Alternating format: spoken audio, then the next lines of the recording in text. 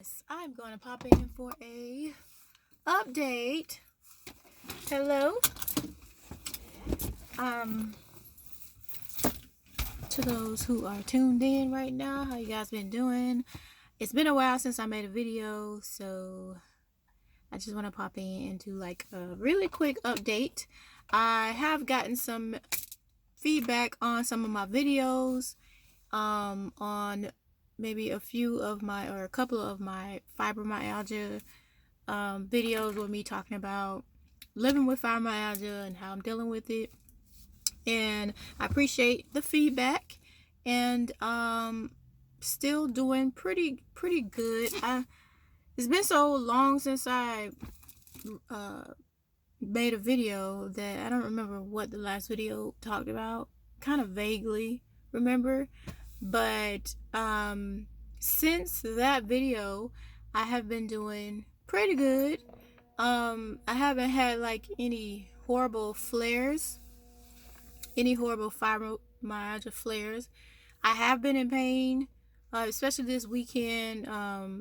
As I'm going, I pretty much, in order to deal with fibromyalgia, or um, yeah, just to deal with that, I've come up with a plan that has been working really well for me, and that plan is watching my stress levels, watching what I eat, watching what I look at on TV, just maintaining my stress levels, and also um, trying to take care to not eat too many inflammatory foods. I'm probably sucking at that because I love sugar.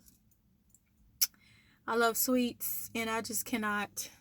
And Halloween, things just passed, holidays just passed, so um, I partake in a lot of chocolate eating this weekend and last week.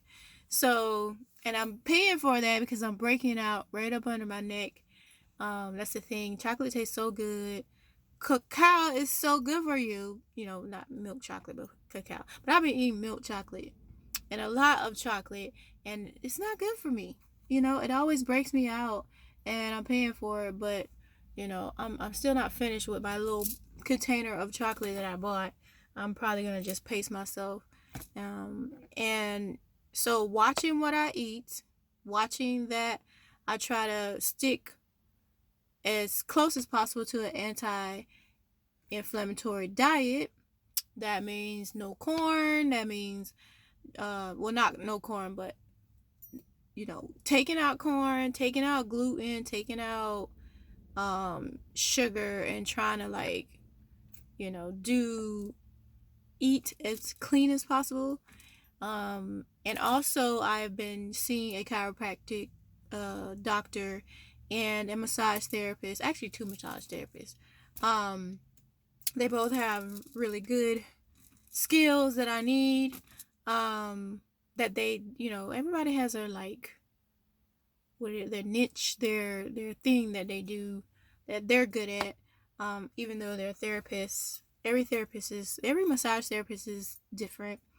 And so using um the chiropractic treatment and massage therapy has been amazing in keeping my pain low and keeping my flares, low, and also being able to talk to someone about anything that's going on with me that might be stressing me out. And if not, talking to someone, I have things that I do to release stress. One of them is writing in my journal.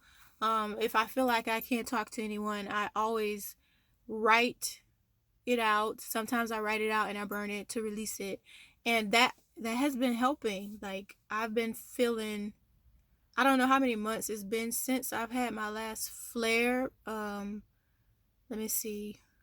Maybe since June. I want to say we went on a trip in June or July.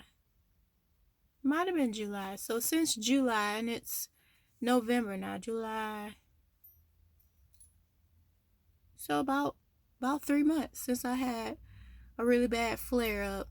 And like I said, I still been going through some things and growing through some things, but it didn't trigger a flare up because I believe after reading this book, I don't have it with me, but it's called the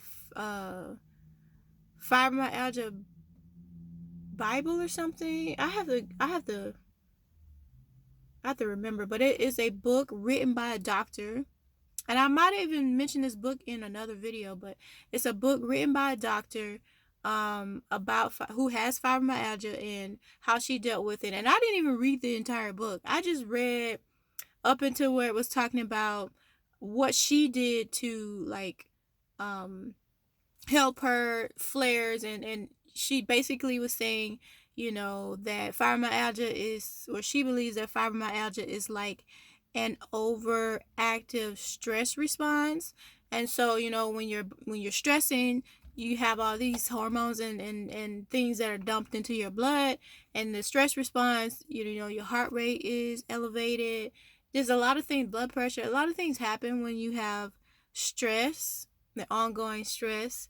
And people with fibromyalgia, they can't, stress for them is so much different from a regular person because they're so much sensitive to pain and that stress response. So that was like an eye-opener for me, because I do notice that I get flare-ups when I am stressed.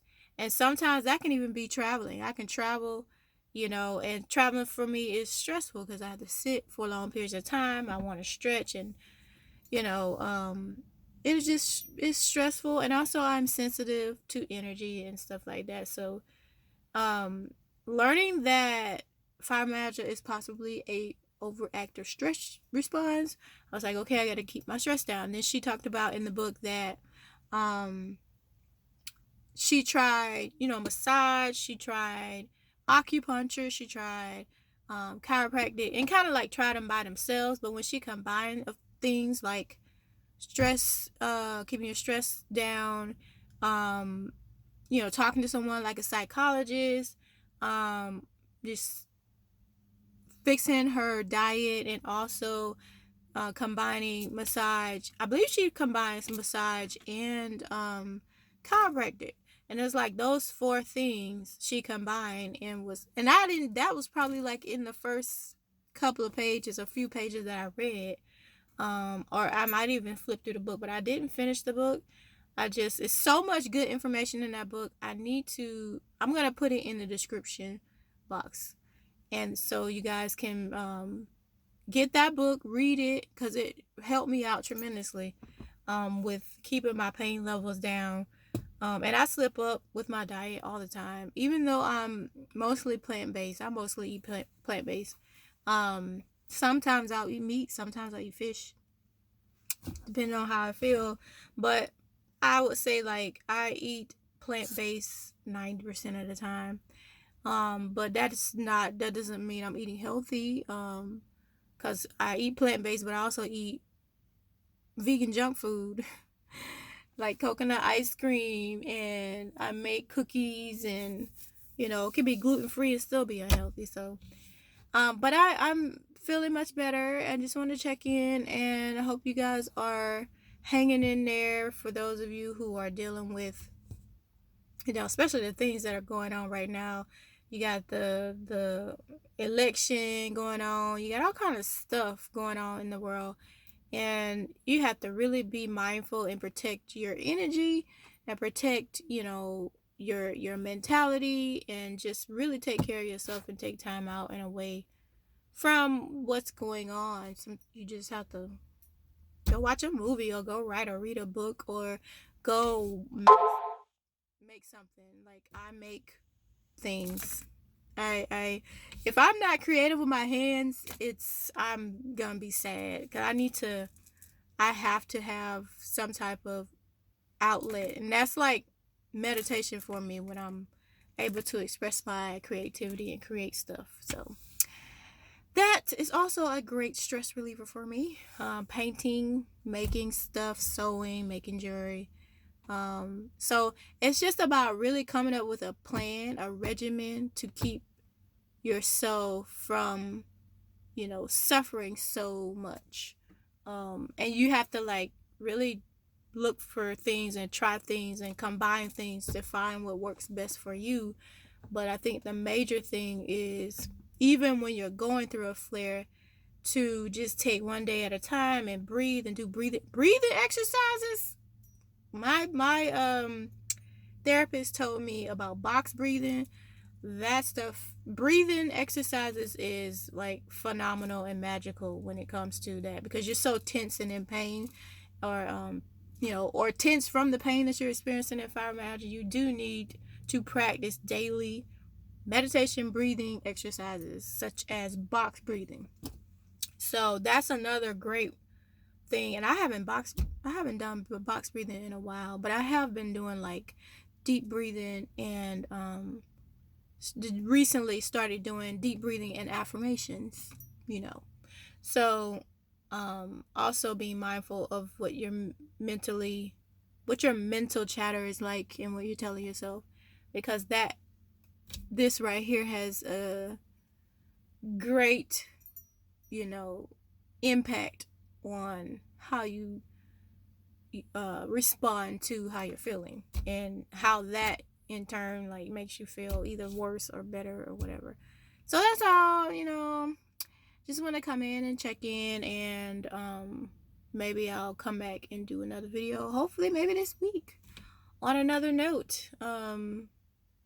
Yeah, so take care, you guys, and let me know in the comments if you have any questions. Like, share, subscribe, and till next time, bye.